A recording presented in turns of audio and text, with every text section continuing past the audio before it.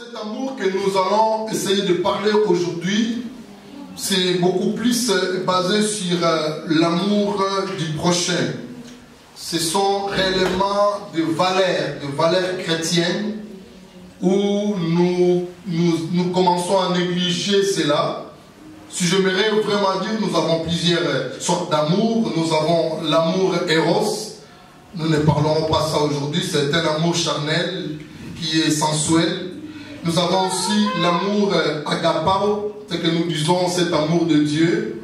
C'est que Dieu nous a beaucoup plus aimés. Mais je vais parler de l'amour philia. Cet amour-là, c'est l'amour du prochain.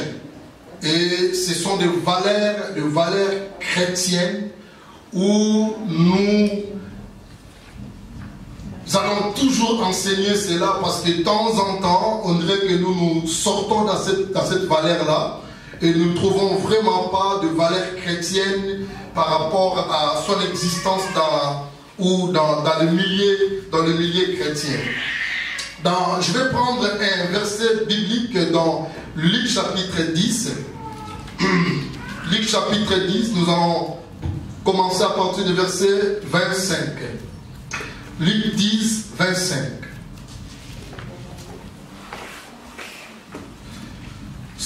C'est une parabole de Jésus-Christ qui parlait à un homme qui était docteur de la loi. Il dit, un docteur de la loi se leva et dit à Jésus, pour l'éprouver, maître, au rabbi, que dois-je faire pour hériter la vie éternelle? Que dois-je faire pour hériter la vie éternelle?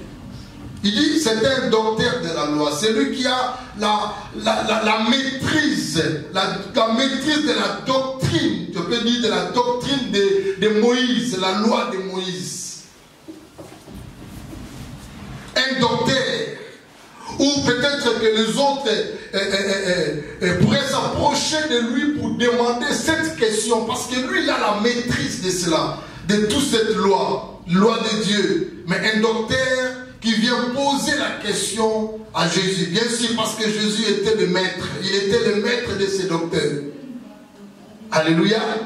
Et verset 26, il dit, Jésus lui dit qu'il est écrit dans la loi. Le docteur de la loi, mais Jésus les rappela encore, mais il est écrit dans la loi, car tu connais la loi, tu es docteur de la loi. Tu dois être censé, tu es censé vraiment de connaître toute cette loi qui est écrite par le serviteur de Dieu Moïse. Qui lis-tu? Il répondit, tu aimeras le Seigneur ton Dieu de tout ton cœur, de toute ton âme, de toute ta force et de toute ta pensée. Et il a ajouté, et ton prochain comme toi-même. Je prends le dernier paragraphe. Et ton prochain comme toi-même. Maintenant, tu as bien répondu. Ça, c'est le docteur de la loi qui a répondu à Jésus.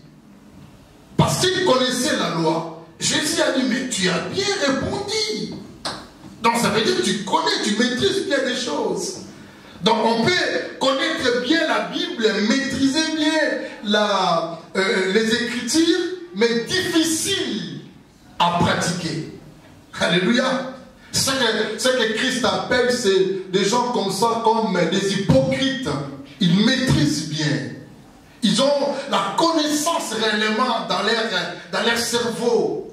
Mais mettre en pratique, c'est ce qui est difficile. C'est une situation, en tout cas, de chacun de nous, de tout le monde. Même les prédicateurs, même les pasteurs, même les fidèles. Nous sommes là, nous connaissons un peu les Écritures. Des fois, nous mémorisons les Écritures. Nous citons ça comme ça, sans ouvrir la Bible. Mais mettre en pratique, c'est ça ce qui est difficile, c'est ce qui est problème pour nous. Et Christ a répondu, mais tu as bien répondu. Donc je ne pense pas encore aller plus loin avec toi. J'ose croire que tu connais bien la parole. Parce que tu as bien répondu. Lui dit Jésus, il dit fais cela. Fais cela et tu vivras. Allez-y, fais cela, tu vivras. Parce que tu viens me poser des questions. Comment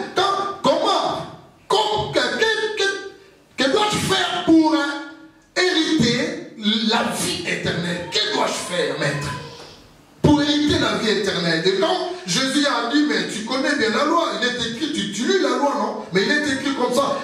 Il a répondu bien, Jésus a dit, mais tu as bien répondu et fais cela. Ça veut dire qu'il connaissait la loi, mais il ne pratiquait pas. Jésus a dit, fais cela et tu vivras. Il parle de vie éternelle, hein, et tu vivras éternellement. Tu hériteras la vie éternelle. Fais cela seulement. Le problème, c'est seulement de faire. Ça veut dire de mettre en pratique ce que nous recevions même dans l'église.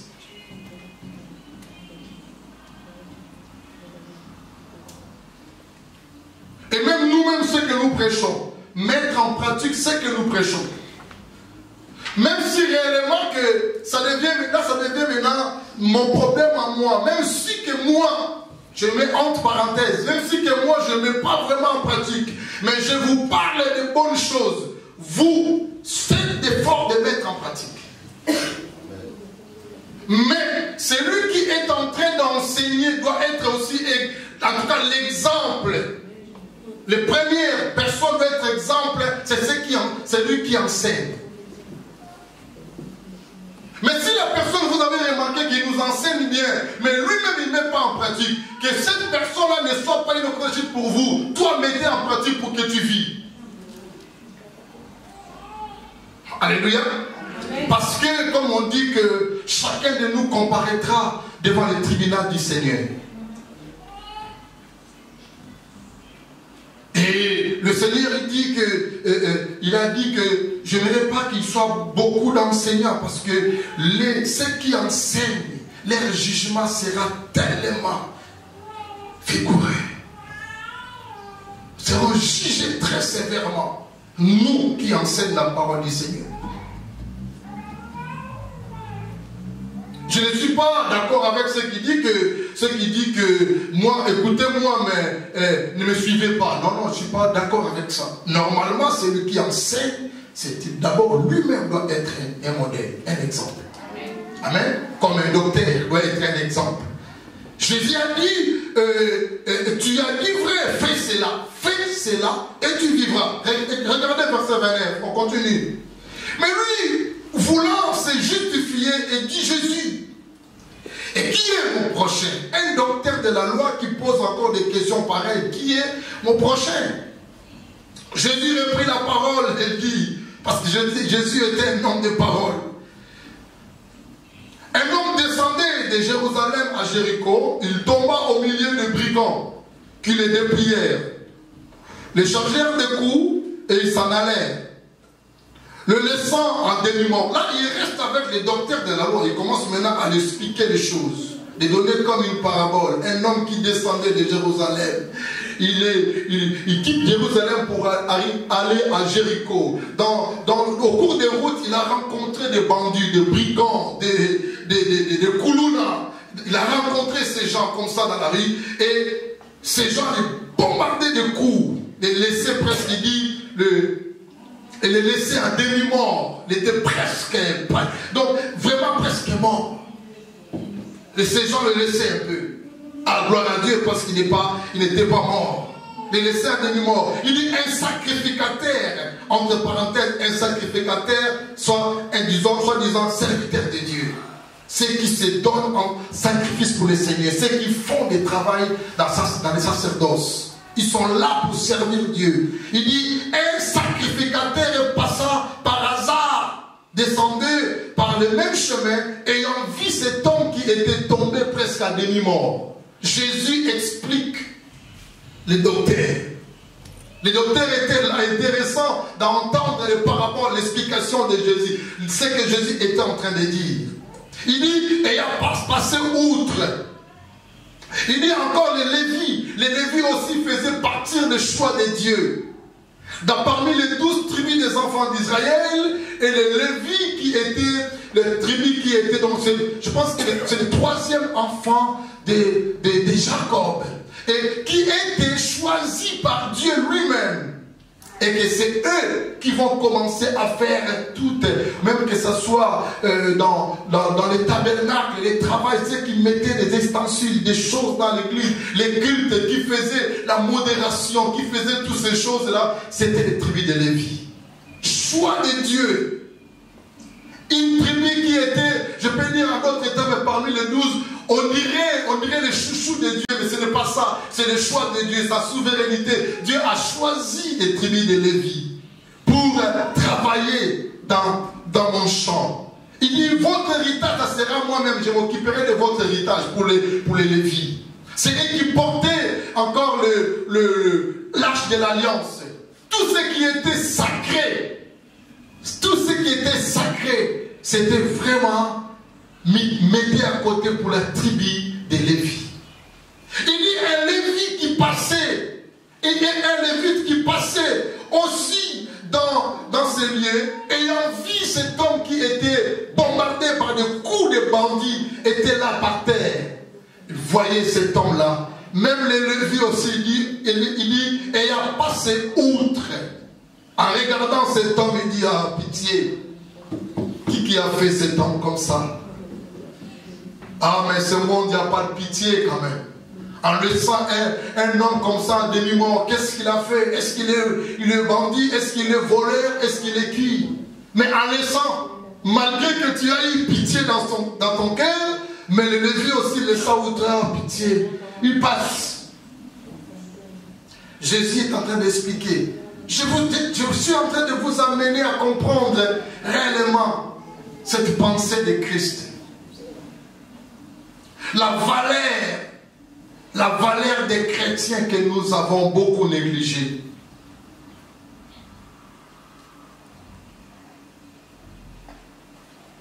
L'amour. Comme je dis, je parle de l'amour filial. L'amour du prochain. Il dit un Samaritain. Verset combien là? Verset 33. Il dit un Samaritain. Or, les Samaritains, même à l'époque de Jésus, les Samaritains et les Juifs, il n'y avait pas une bonne relation. En fait, ils ne s'entendaient pas. Je peux dire comme ça. Ce sont des étrangers, si on peut dire comme ça. Je donne un exemple, les Juifs et les Français. Donc il y a une guerre. Il n'y a pas une bonne attente.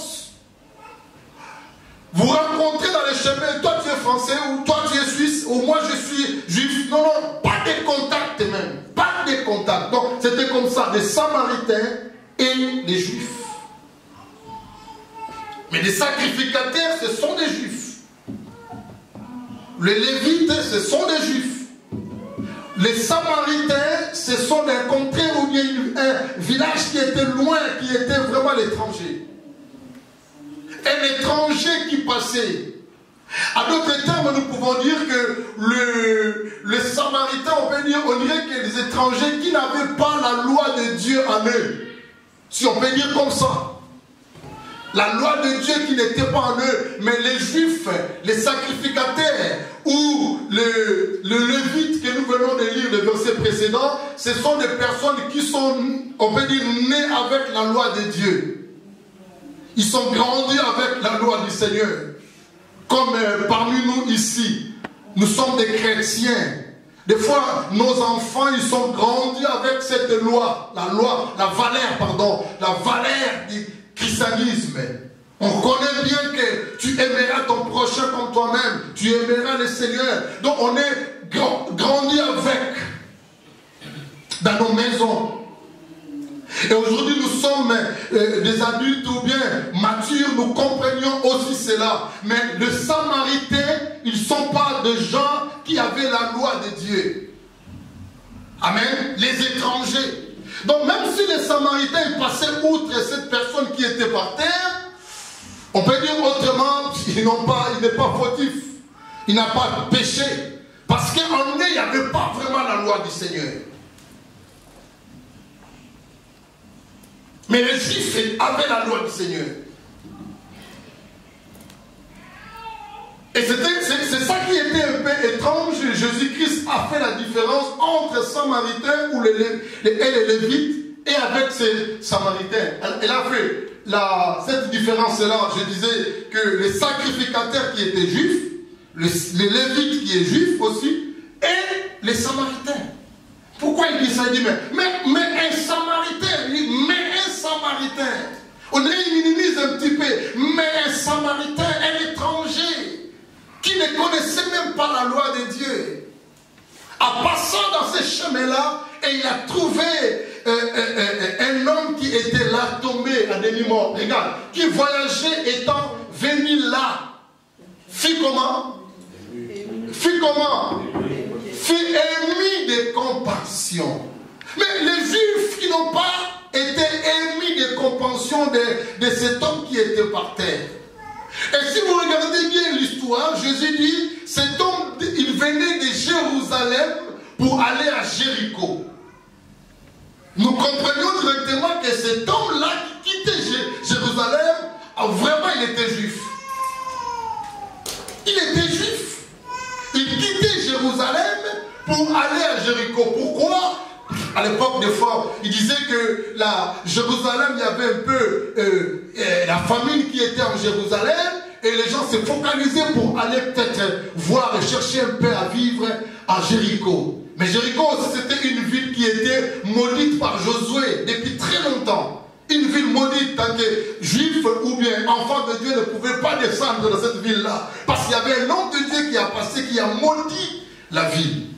Mais cet homme quittait Jérusalem pour aller seulement chercher de quoi vivre. Et dans ses chemins, il a rencontré des bandits, des brigands, des Kouloud, qui l'ont tué, détruit, laissé à demi-mort. Un petit souffle seulement qui était à cet homme. Les Juifs qui venaient, sacrificateurs, ils passaient. Le Lévite qui était juif aussi, il passait. Mais un étranger qui a eu compassion lorsqu'il est vu cet homme par terre. Il ne connaissait pas cet homme. Mais en voyant son semblable par terre, il ne connaissait pas. Il a eu compassion.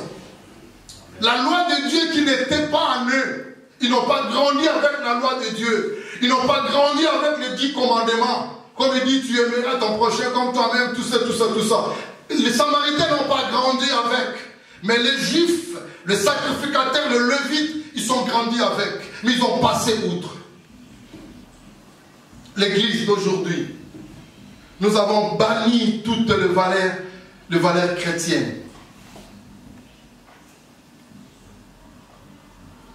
Et nous pensons réellement que nous aimons Dieu. Et lorsque nous chantons, lorsque nous prions, nous croyons vraiment que Dieu est d'accord avec nous. Lorsque l'amour ne règne plus dans la vie de l'Église. 34. Il s'approcha, il n'a pas voulu dire aussi comme les autres, ah, pitié. Il s'approcha et banda le bleu. Et en lui versant de l'huile et du vin, puis il le mit sur sa propre monture. Il était de passage. Il faisait son voyage. Son voyage a été changé ou bien il a retardé son voyage juste pour prendre soin de quelqu'un qu'il ne connaissait pas. Vous imaginez ça, mes chers amis? Pourquoi Jésus a pris beaucoup de temps pour expliquer toutes ces choses? Pour expliquer un docteur de la loi. Il a pu bander ces bandes qu'il a gardées dans son voyage. Peut-être lui-même peut avoir des soucis, des problèmes. Et pour prendre soin de son, peut-être de son plaie à lui-même. Et l'huile qu'il mettait comme réserve qui peut l'aider dans son voyage. Les vins aussi pareil. Je ne parlerai pas de vin, l'huile là, mais c'est significatif. Son oncle, ni son frère de l'église, ni membre de sa famille, il ne connaissait pas. En fait, en regardant, ce sont des étrangers. Et à l'époque, même ici en Europe, si vous êtes allemand, vous êtes ou bien français, la différence était vraiment de vue comme ça, vous allez comprendre que ça c'est un allemand. Aujourd'hui, il y a des méli-mélos. Alléluia. On commence à tâtonner, mais à l'époque, on ne tâtonnait pas, on voit, ça c'est un allemand. Alléluia. C'est les mêmes choses que les Juifs et les Samaritains, c'était pareil.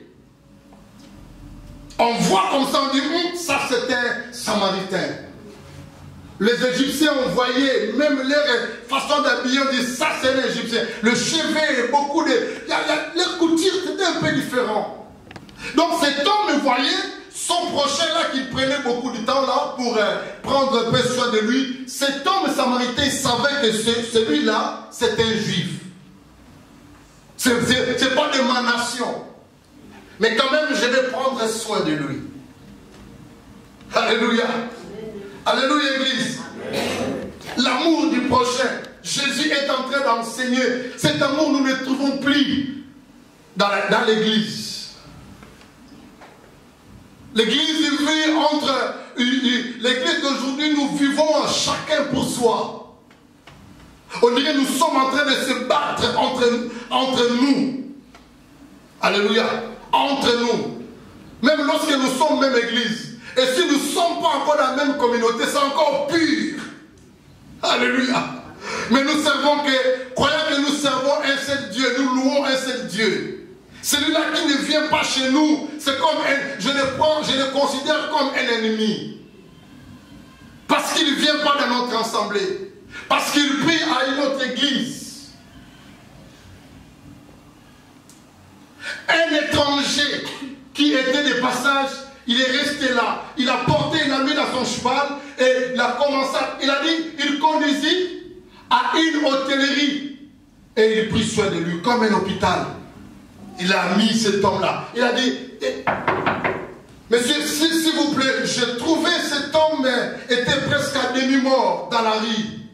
Et je l'ai amené ici. Prenez soin de lui, docteur, s'il te plaît. Ça, ce n'est pas le docteur de la loi, mais le docteur des médecins maintenant. Il dit, prenez soin de cet homme. Je ne sais. Il dit, mais écoutez, mais donnez-moi son nom. Il dit, je ne connais même pas son nom. Parce qu'il voulait faire l'affiche, non? Donnez-moi son nom. Il dit, je ne connais pas son nom. Mais d'où tu as pris cet homme? Je l'ai ramassé dans la rue. On ne se connaît pas. C'est vrai ça. Écoutez, l'homme, il a dit ceci. Continuez la lecture ici. Continuez, il a dit, le lendemain, il tira 2 deniers, les donna à l'autre, à la personne là qui va prendre soin comme médecin. Il dit, prenez soin de lui. Et il dit, aie soin de lui. Et ce que tu dépenseras de plus. Église, vous pouvez lire avec moi. Ce que tu dépenseras de plus, comment? Je te rendrai à mon retour. Ça veut dire que cet homme-là, ce Samaritain, il allait à son voyage, il connaît son voyage, mais il a laissé cette personne-là qui était tombée dans une bonne main, dans un hôpital. Il dit, prenez soin de lui. Je ne le connais pas. Je n'ai même pas le temps, mais je dis, écoutez, prenez cet argent-là, prends soin de lui. Et ce que tu dépenseras de plus que ce que je t'ai donné là aujourd'hui, dans mon retour, dans mon retour, je te rendrai. Jésus, je pense qu'il a posé des questions à cet homme. Écoutez, continuez, verset 36. Jésus maintenant pose la question à cet homme. C'était vraiment intéressant. Malgré, je vais finir déjà, parce que je vous ai dit, je ne serai pas long, mais je vais finir. Ça devient très intéressant. Les docteurs de la loi étaient là en train de regarder. Alléluia.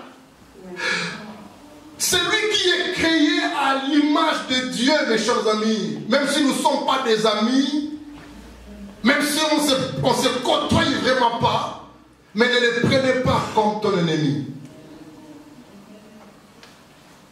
Ton semblable, je l'ai dit, ne le prenez pas comme ton ennemi. Nous ne partageons pas les mêmes idéologies, les mêmes idées, mais il est dans son coin, je le considère comme créature de Dieu.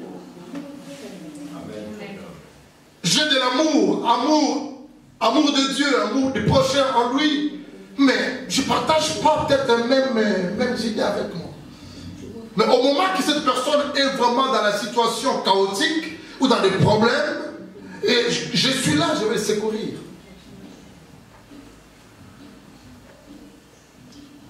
Nous des fois, nous mettons dans notre cœur des situations inutiles. De colère, de la haine contre des prochains pour rien.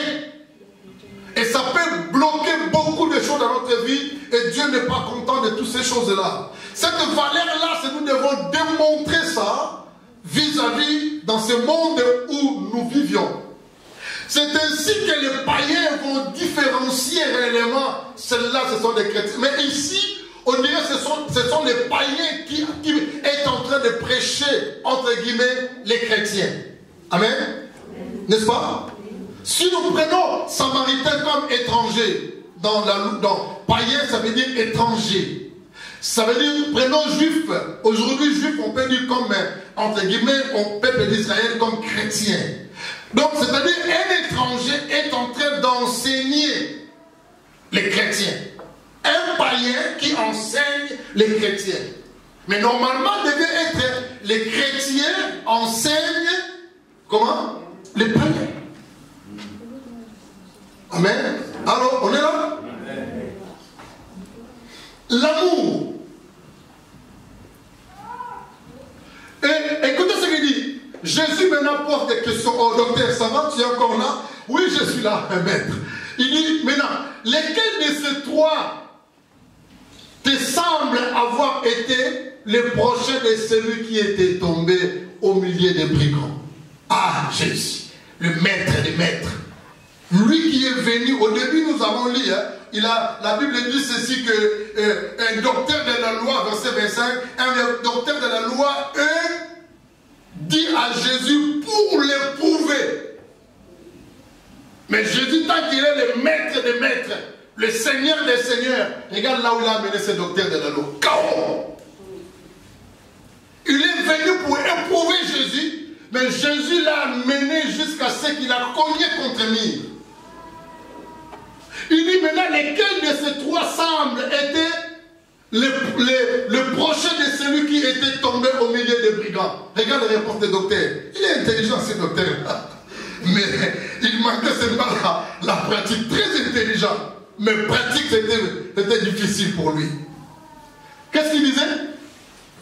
Lisez avec moi. C'est celui comment? C'est celui qui a exercé la miséricorde envers lui. Oh, Jésus a dit, mais tu as encore bien répondu.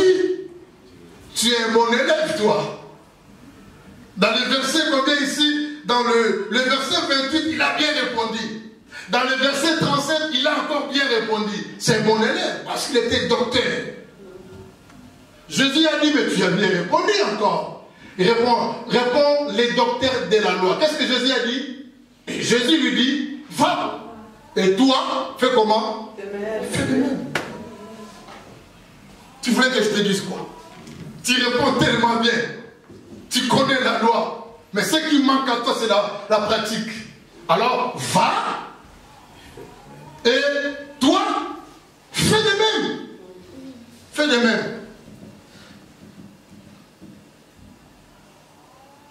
L'amour que le Seigneur nous enseigne, mes chers amis, ce sont des valeurs, les valeurs des chrétiens. L'amour, je peux ajouter encore, et le pardon. Et quand réellement que nous prions, c'est pourquoi je dis à l'église, lorsque quelqu'un reçoit Jésus comme Seigneur et son Sauveur, il faudrait réellement que nous prions. Normalement, c'est le Saint-Esprit qui vient aussi à nous. C'est cet esprit qui change nos cœurs. Lorsque vous êtes en train de communier avec lui, comme Dan a dit, comme la relation de deux personnes, cette intimité-là, quand vous venez en Christ, vous devez chercher cette intimité-là. Quelle est l'intimité? De lire la parole de Dieu et de prier beaucoup, de rester dans la présence de Dieu pour lire et pour prier. C'est là où vous allez comprendre que le Saint-Esprit va changer le cœur de chacun de nous. Là où il y avait un cœur qui n'avait pas l'amour, et ce cœur-là doit être transformé et changé par un cœur d'amour. Là où on avait beaucoup de soucis pour le pardon, je ne parlerai pas de pardon aujourd'hui, mais il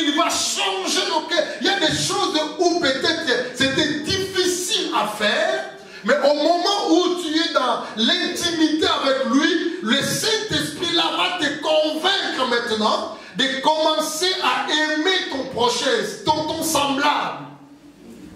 Celui qui est créé à ton image. Alléluia. Regardez comme nous sommes là, mes chers amis. Si vraiment que l'un d'entre nous a la haine ou a la colère, ou la colère ça peut arriver, mais ça part toujours, mais l'amour demeure en nous. Si vraiment que nous avons quelque chose en nous où nous disons que, voilà, je n'aime pas ses frères, ou je n'aime pas cette sœur. Regardez, tant que chrétien, tu es vraiment chrétien, retourne-toi, dis vraiment, est-ce que je suis vraiment chrétien, moi?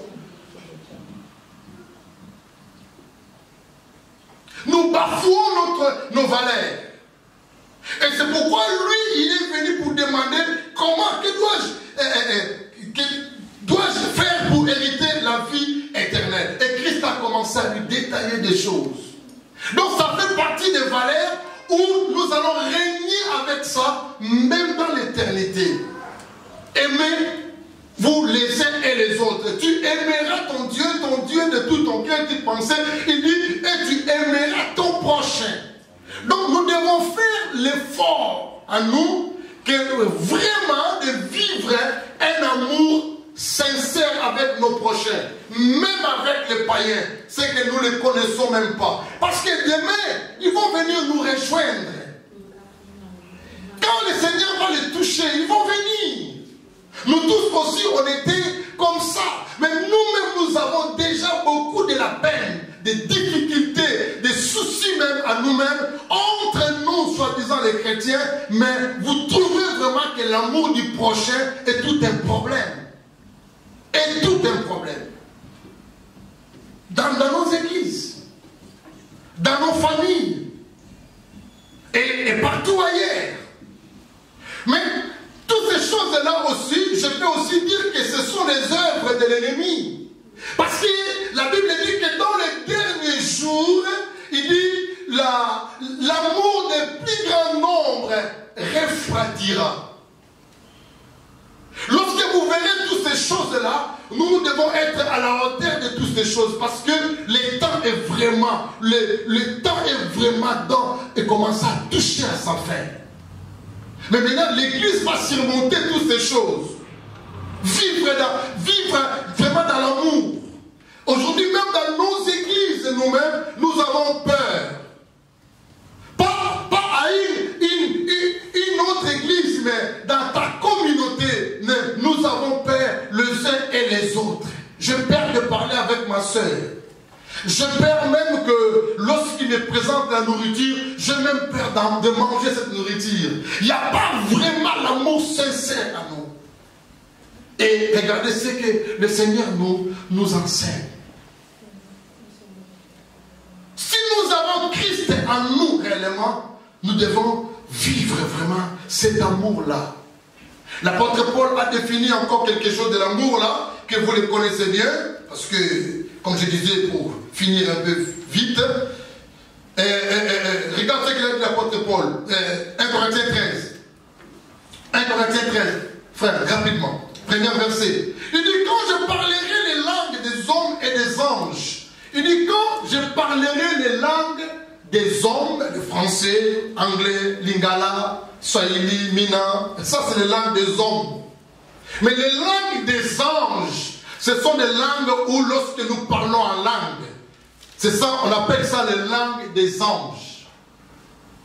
Ce sont les langues des anges. Un jour j'ai entendu quelqu'un qui est en train de poser la question, c'était une émission comme ça, je dis mais je ne comprends pas, pourquoi les chrétiens toujours Chikabababo, Chandorobabo, Kikiyabababa. Moi là où j'étais, je dis parce que l'autre étant manqué la réponse à lui dire.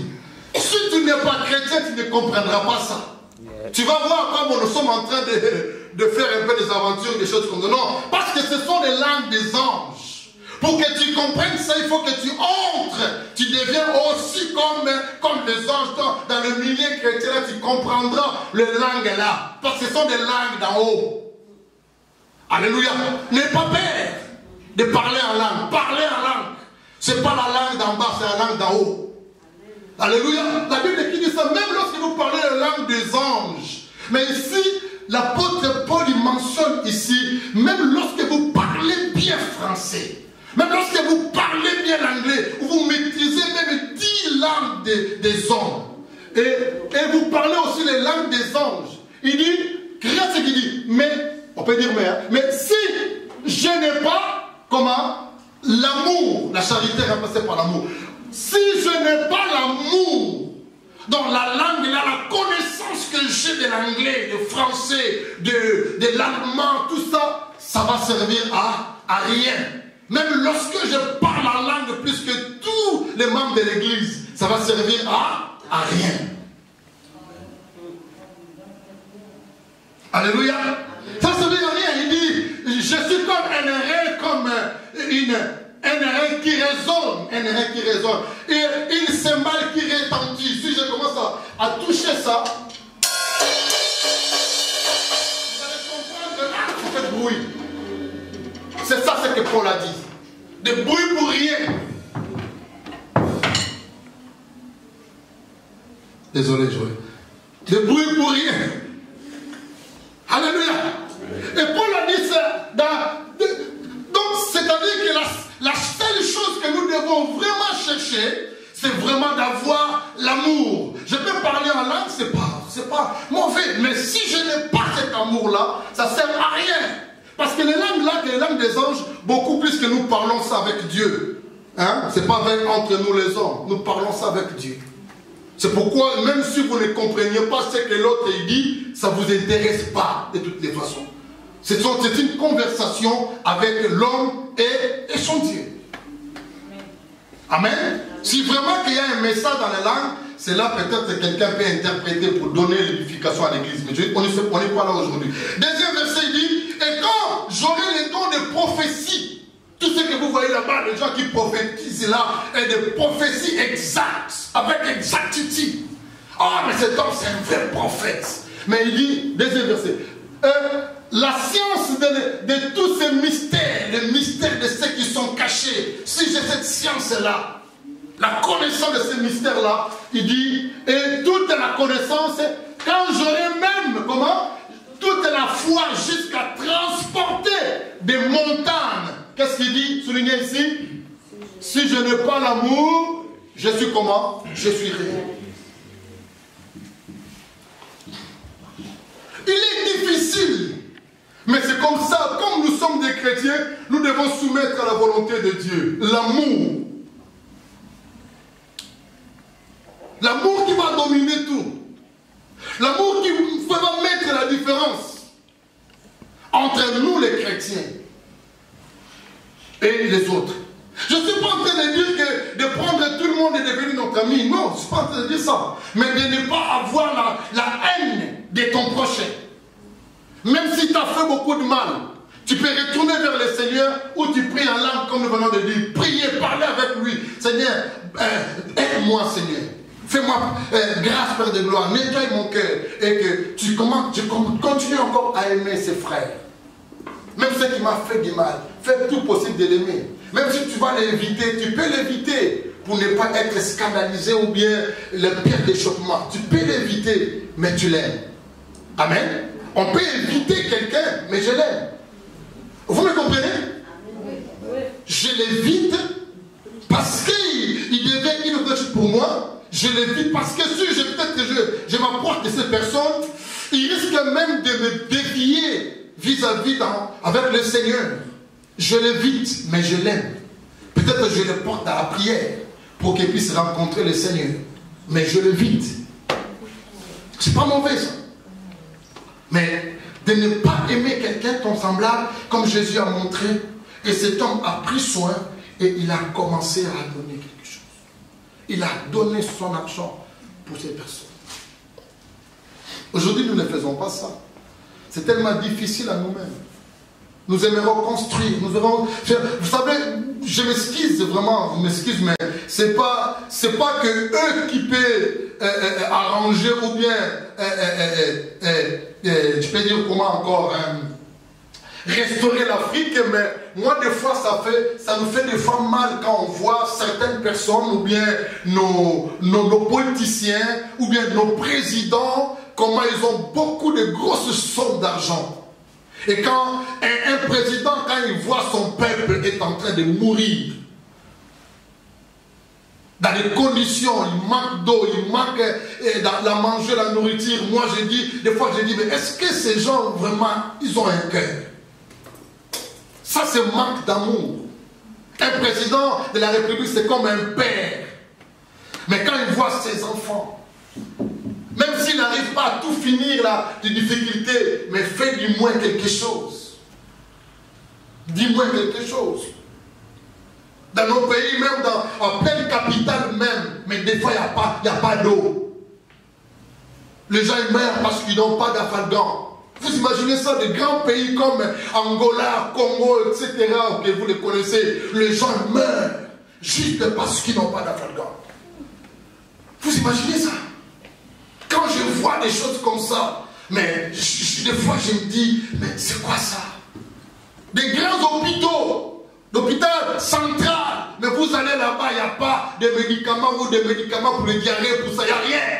Mais quand vous allez écouter des sommes d'argent que les gens, ou bien qui épargnent, vous dites, mais ces gens-là, l'amour du prochain, où le Seigneur parle, je vais finir là rapidement, prenons un texte que Jésus a dit une chose.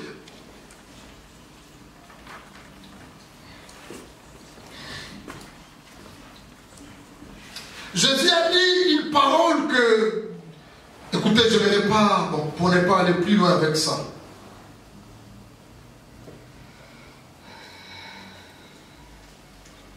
Matthieu 25, verset 32.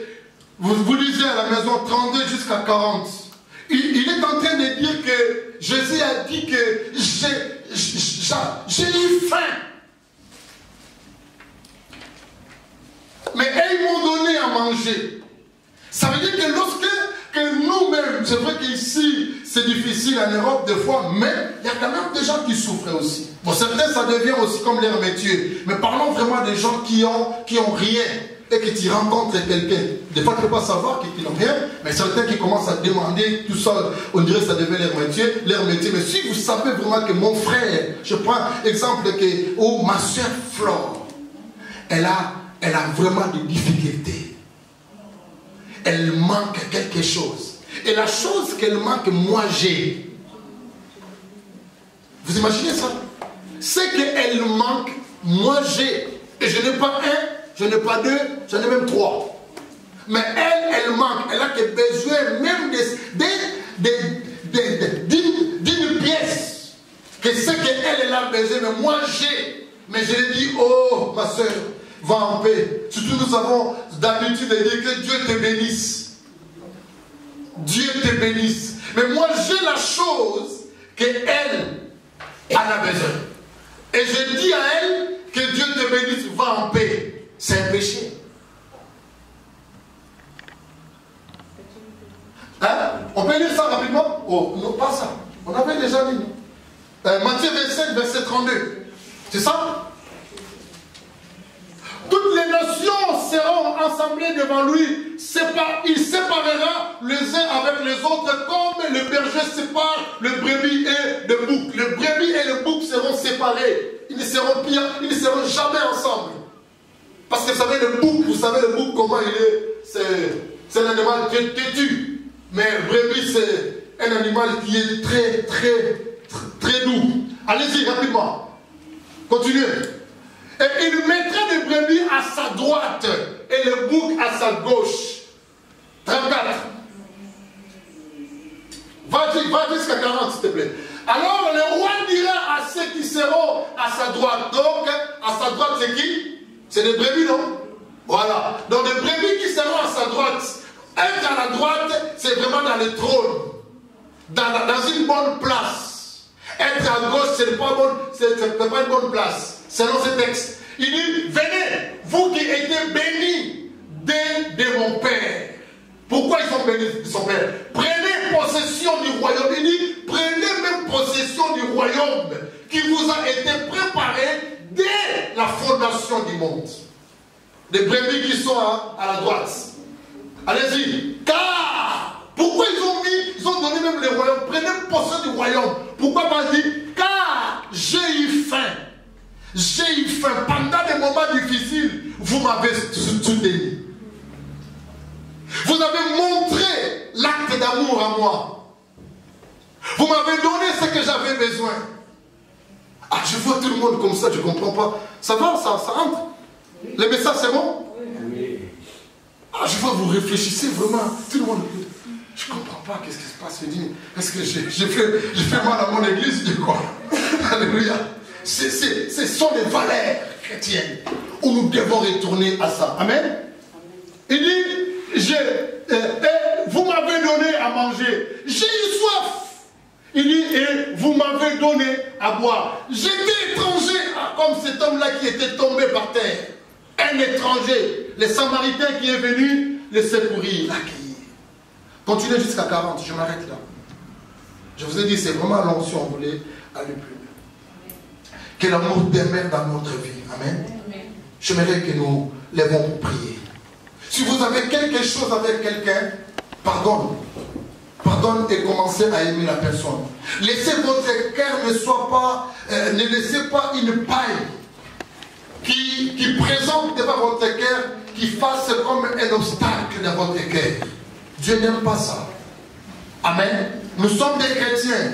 Vous pouvez rencontrer beaucoup de souffrances que vous avez vues, vous avez eues de la part de tel, de la part de moi, de la part de ceci ou cela. Mais le Seigneur a dit, tu aimeras ton prochain comme toi-même. Amen. Il n'y a pas d'autre chose à faire. Quelqu'un qui vous a fait du mal, quelqu'un qui vous a bouffé votre argent, vous avez envoyé des choses en Afrique, votre frère, votre sœur a détruit des choses, il a saboté des choses que vous avez envoyées avec beaucoup de peine, en hiver, la souffrance, mes chers amis. Mais qu'est-ce que nous pouvons faire? Je pardonne et je l'aime. Je l'évite, je ne l'envoyerai plus, mais je l'aime. Alléluia. La décision que vous avez eue, je n'enverrai plus de choses chez lui. C'est bon, c'est une bonne décision. Mais tu dois l'aimer. Amen. Tu étais déçu par un garçon, par une soeur. Il arrive des fois. Dessus, je connaissais une soeur qui avait, un garçon qui a dit que non, je ne veux plus de toi, ma relation amoureuse avec toi, c'est fini ici. La sœur, il disait que si je le croise dans la rue, et si j'ai la voiture, je vais les tamponner. Vous riez? Une sœur, entre guillemets, chrétienne. Juste une relation amoureuse. Ils n'ont pas allé dans le mariage. Une relation de copinage, des choses comme ça, où ça peut terminer du jour au lendemain. Mais elle est allée plus loin pour dire que si je les rencontre dans la route, je les tamponne. Tamponner quelqu'un pour mourir. Donc, juste pour mettre quelqu'un à terre. Pour toi seulement, pour ta relation en toi. Vous vous imaginez ça? Aimer. Tu étais déçu par un frère, par un pasteur, continue à l'aimer. Priez pour lui peut-être pour ne pas commettre encore des erreurs. Continue à l'aimer. Alléluia. Alléluia, nous sommes là. Quelqu'un qui a gardé la haine de son frère, de son... Il y a des femmes qui gardent la haine de leur mari. Si vous êtes là, on va mettre la main sur toi, on prie pour toi. Je dis le mari que tu as à la maison, mais tu gardes la haine contre lui. Ou la femme que tu as à la maison, tu gardes la haine contre elle. C'est pas normal. Si un frère, il y a une sœur, ou que tu as vraiment de la haine qui t'a fait beaucoup de mal, ou bien une ancienne relation qui était déjà, on n'a pas besoin de prier pour ça. Mais ouvre ton cœur. Tu dis, Seigneur, je libère ces gens. Je libère ces gens et je les pardonne.